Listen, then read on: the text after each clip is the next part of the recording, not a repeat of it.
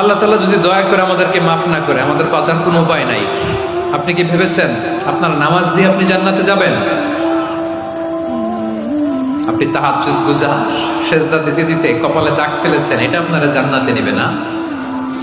আপনি এলাকার সবচেয়ে বড় হাতেমতাই দানশীল, এই দানের ভরসায় বসে আছেন। কশিন কালো ওঠা আমাদের নামাজ, আমাদের রোজা, আমাদের ইবাদত, এগুলোকে মিজানের পাল্লায় উঠালে কোনো ওজনই হবে না। তবে আমাদের একটা কৌশল জানা আছে, আমরা আল্লাহর রহমতের ভিখারি। আমরা সেদিন আগেই গুনার স্বীকৃতি দিয়ে দেব। আমরা বলবো, আল্লাহ তুমি প্রশ্ন করার আগে তোমার একটা কথা বলি, আমারে কিছু জিজ্ঞেস করো না, আমি সব করেছি। এমন কোন পাপ নাই যে পাপ আমারে দিয়ে হয় নাই। তোমার রহমত দিয়ে তুমি জান্নাতে পাঠাবা, তোমার দয়ায় জান্নাতে যেতে চাই, আমল দিয়ে না। পারবেন বলতে? কিয়ামতের দিন আমরা বলবো, আল্লাহ আমার আমল দিয়ে জান্নাত চাই না, আমি তোমার দয়া দিয়ে জান্নাত চাই। তোমার দয়া ছাড়া আমার কোনো উপায় নাই।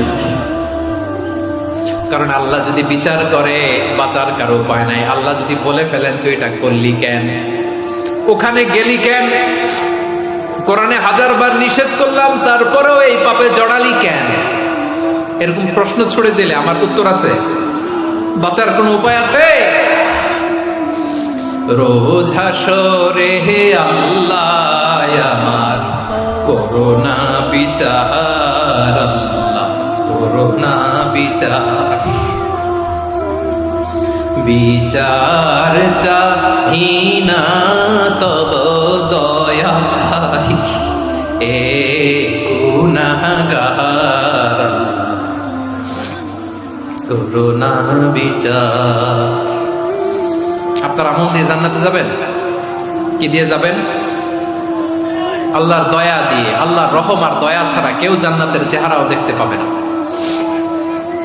আমার প্রিয় ভাইরা, এই দোয়া আল্লাহর কাছে পছন্দনীয় হওয়ার কারণ 3টা। দোয়ার প্রথম অংশে আছে তাওহীদ, আল্লাহর একত্ববাদের ঘোষণা। এই দোয়ার দ্বিতীয় অংশ আছে তাসবিহ, আল্লাহর প্রশংসা সূচক বাণী। এই দোয়ার 3 নম্বর অংশ পাপের স্বীকৃতি। তাহলে আমরা সবাই গুনাহগার। আমরা আল্লাহর কাছে পাপের স্বীকৃতি দিয়ে বলবো, ও আল্লাহ ইন্নী কুনতু মিনাজ জালিমিন, আমরা জুলুম করেছি, পাপ করেছি, অন্যায় করেছি, আল্লাহ বুঝতে পারি নাই।